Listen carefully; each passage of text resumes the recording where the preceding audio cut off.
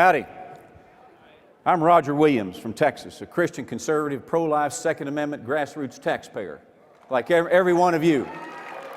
I believe marriage is between a man and a woman, and that no federal funding should ever be seen by Planned Parenthood. I represent Main Street America. It's Main Street taxpayers, like all of you. I'm making decisions based on fairness, family values, limited government, strong defense, lower taxes, quality education, and conservative judges. Helping me get there is pretty simple. I'm reading the Constitution. The Constitution as it is written, it's not living and breathing, Nancy Pelosi. It is what it is. I'm listening to all of you. I'm sticking with my conscience, and I'm reading the Bible every single day. And I can tell you, I haven't made a decision yet I regret. Now, I'll tell you what, I speak for Main Street America. And the problem I have right now, I'm mad as heck at Barack Obama. He's going all over the world apologizing for America. What he needs to be doing is apologizing to Americans.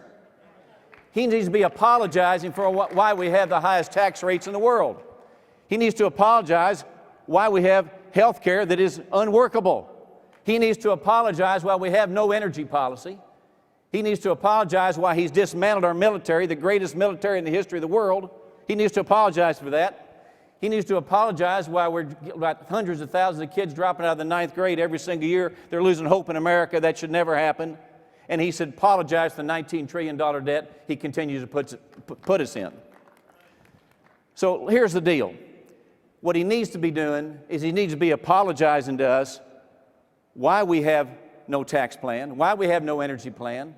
He needs to apologize for all that. He needs to apologize to us when he says the economy's great, why we have 76% of the people in America say they live in paycheck to paycheck. He needs to apologize for that. Why do we have 47 million people on food stamps? Why do we have 48 million people between the ages of 18 and 64 haven't worked one day the last 12 months? He needs to apologize for that. And he needs to apologize for 15% of the people in this country in total poverty in America. Are you kidding me? That is a tragedy.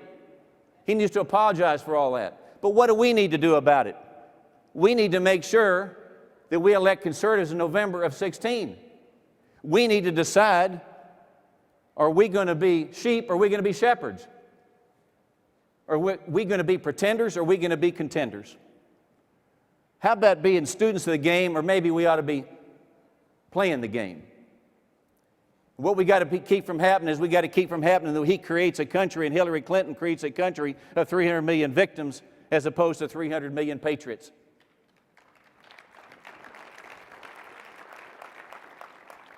We have to understand, if you go back in history to the winter of 1778, when George Washington pulled those troops out of Valley Forge, they left barefoot on the ice. And you move forward in American history, we had brothers killing brothers in the Civil War. We had 30% unemployment during the Depression. Millions, over several millions of best and brightest young men and women we had got injured or killed in world wars. And then we had 9/11. And each time that happens, America has stood up and said, I'm going to make it better. I firmly believe this is our generation's Valley Forge. We have to get it right, not only for ourselves, our kids and grandkids, but all future generations. Winston Churchill told us in 1943, in every man or woman's life, there comes a moment when you're tapped on the shoulder to do something great. What a shame it would be for that tap to come, you not be ready for that moment of greatness. President Bush told us in September of 9/12, we will not falter, we will not fail, we have been tested, we will pass this test. And Secretary Bob Gates told me one day, he said, Roger, sometimes you have to plant a tree you never stand under. And we all know what 1 Corinthians says. It tells us we have to lay a foundation, set a cornerstone in our life. And Luke tells us 6:38, a good measure will be given to you, pressed down, shaken together, put into your lap, for the measure you give will be the measure you get back. And as conservatives, we need to quit trying to predict the future. We need to go out there today and invent the future. That's what we're all about.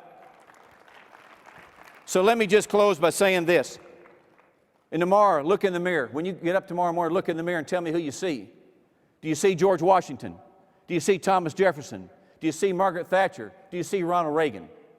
If you do, we're going to win. If you don't, we're going to lose. And go back to Ephesians. Ephesians, the armor of God, tells us, put your helmet on, put your breastplate on, put your buckle on and your boots on, and raise your sword to the enemy and fight like heck.